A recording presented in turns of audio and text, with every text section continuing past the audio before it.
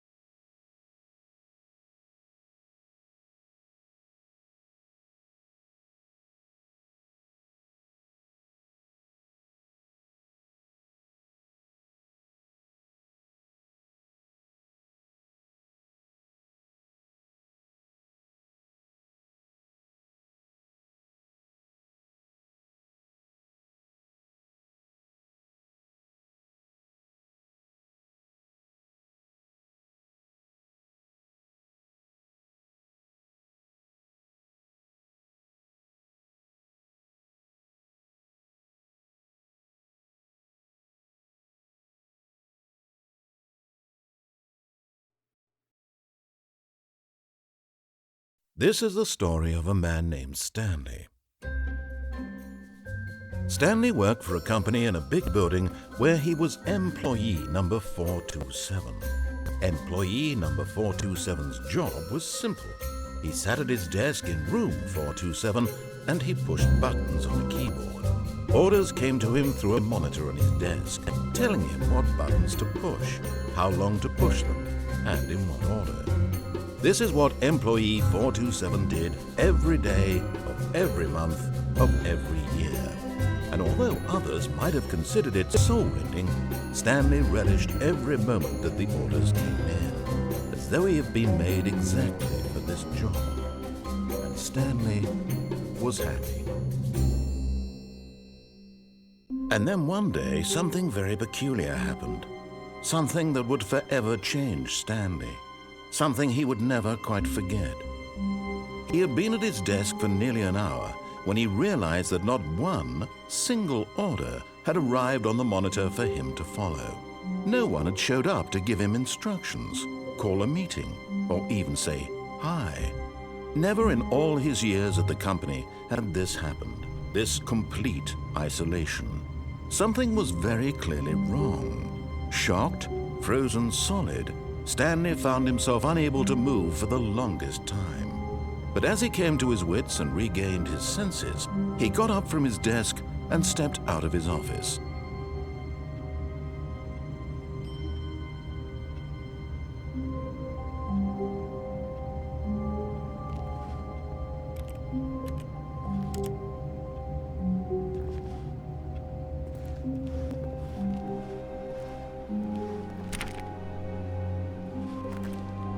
All of his co-workers were gone.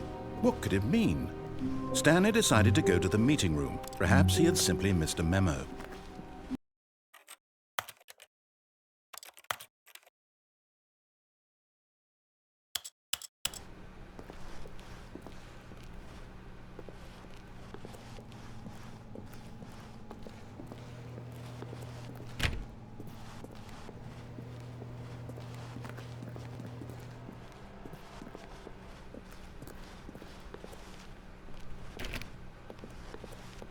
When Stanley came to a set of 2 open doors, he entered the door on his left. This was not the correct way to the meeting room, and Stanley knew it perfectly well. Perhaps he wanted to stop by the employee lounge first, just to admire it. Ah, yes, truly a room worth admiring. It had really been worth the detour after all, just to spend a few moments here in this immaculate, beautifully constructed room. Stanley simply stood here, drinking it all in.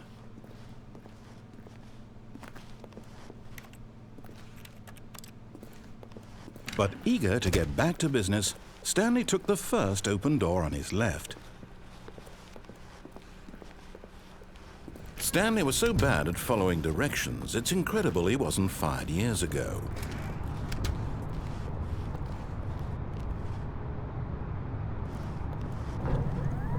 Look, Stanley, I think perhaps we've gotten off on the wrong foot here. I'm not your enemy, really, I'm not.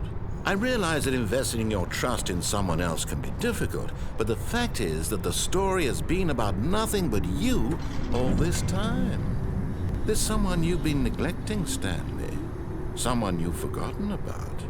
Please, Stop trying to make every decision by yourself. Now, I'm not asking for me, I'm asking for her. This is it, Stanley. Your chance to redeem yourself, to put your work aside, to let her back into your life. She's been waiting.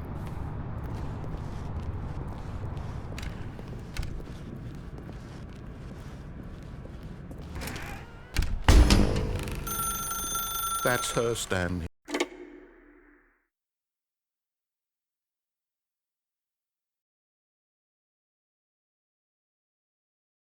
Oh, Stanley, is that you?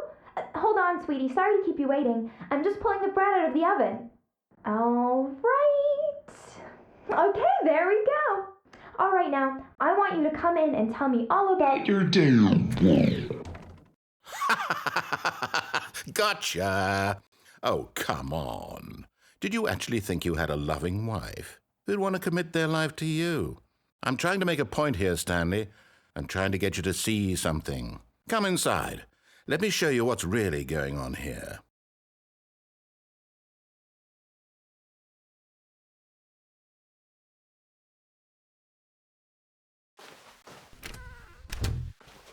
This is a very sad story about the death of a man named Stanley.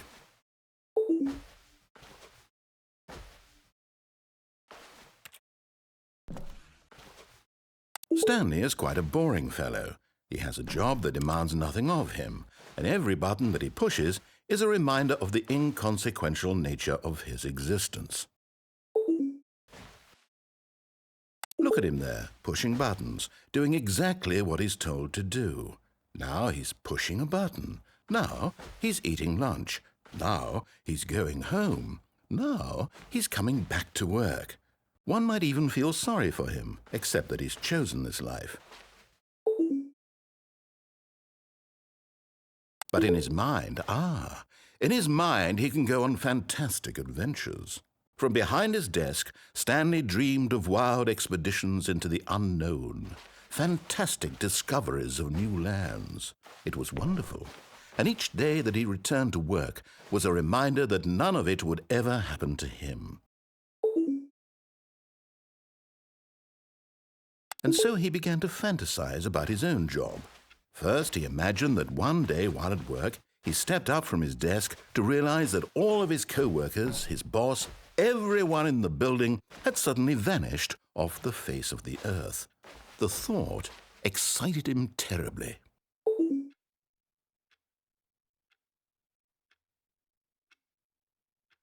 So he went further. He imagined that he came to 2 open doors and that he could go through either. At last, choice. It barely even mattered what lay behind each door. The mere thought that his decisions would mean something was almost too wonderful to behold.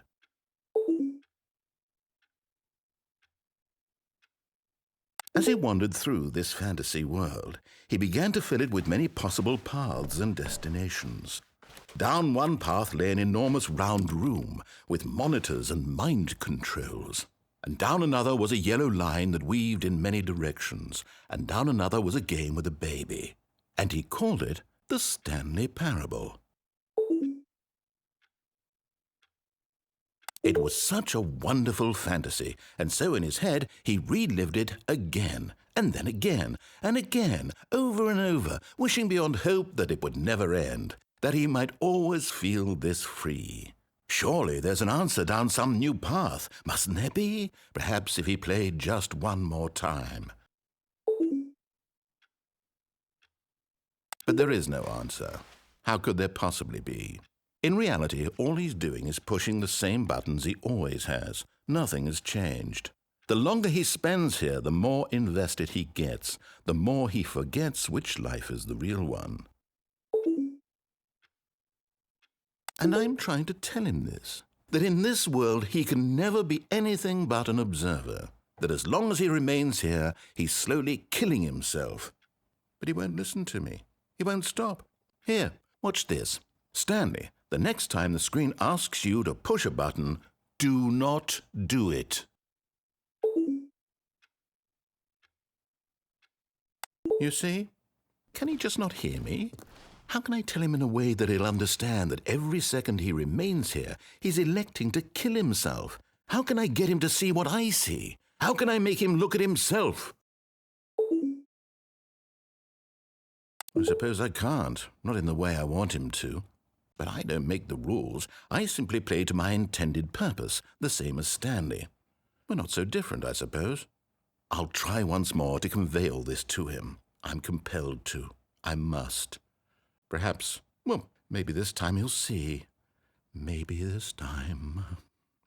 And I tried again, and Stanley pushed a button.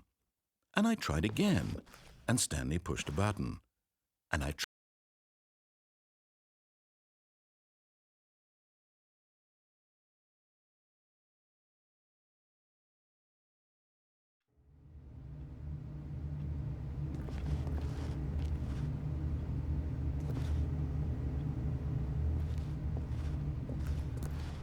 All of his co-workers were gone.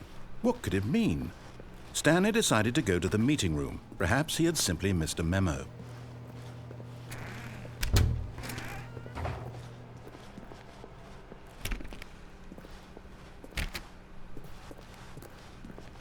When Stanley came to a set of 2 open doors, he entered the door on his left.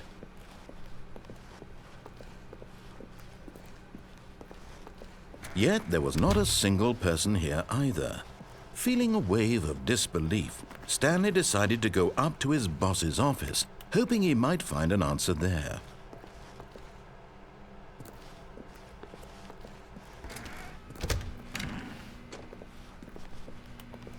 Stanley stepped into the broom closet, but there was nothing here, so he turned around and got back on track.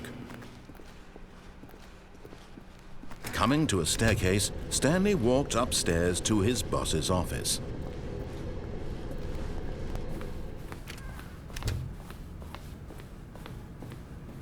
Stepping into his manager's office, Stanley was once again stunned to discover not an indication of any human life. Shocked, unraveled, Stanley wondered in disbelief who orchestrated this. What dark secret was being held from him? What he could not have known was that the keypad behind the boss's desk guarded the terrible truth that his boss had been keeping from him. And so the boss had assigned it an extra secret PIN number, 2845. But of course, Stanley couldn't possibly have known this. Yet incredibly, by simply pushing random buttons on the keypad, Stanley happened to input the correct code by sheer luck. Amazing. He stepped into the newly opened passageway.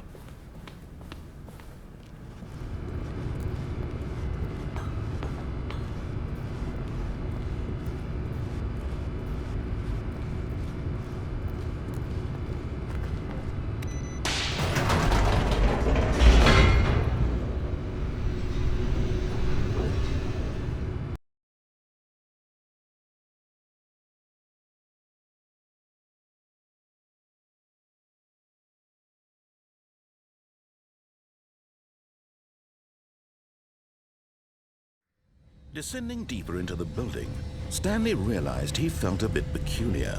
It was a stirring of emotion in his chest, as though he felt more free to think for himself, to question the nature of his job.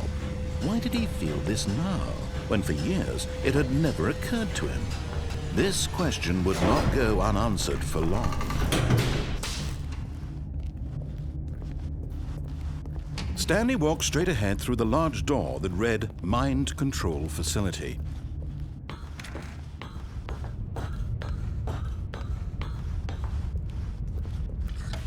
The lights rose on an enormous room packed with television screens.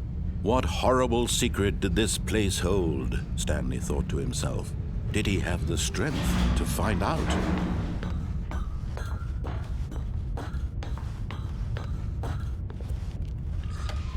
Now the monitors jumped to life, their true nature revealed.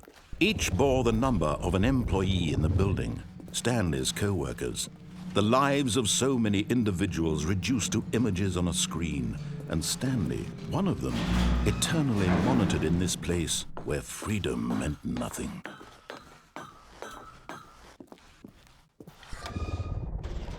This mind control facility, it was too horrible to believe. It couldn't be true. Had Stanley really been under someone's control all this time? Was this the only reason he was happy with his boring job? That his emotions had been manipulated to accept it blindly? No, he refused to believe it. He couldn't accept it. His own life in someone else's control? Never! It was unthinkable, wasn't it? Was it even possible? Had he truly spent his entire life utterly blind to the world? But here was the proof, the heart of the operation.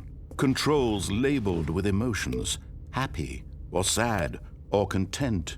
Walking, eating, working, all of it monitored and commanded from this very place.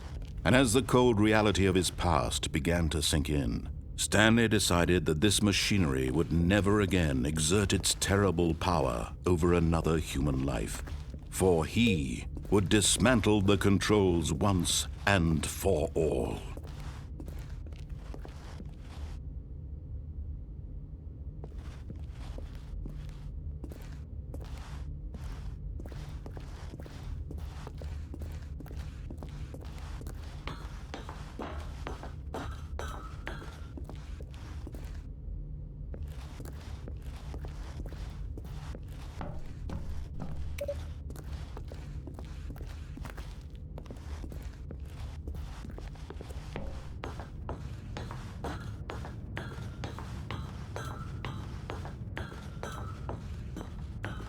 And when at last he found the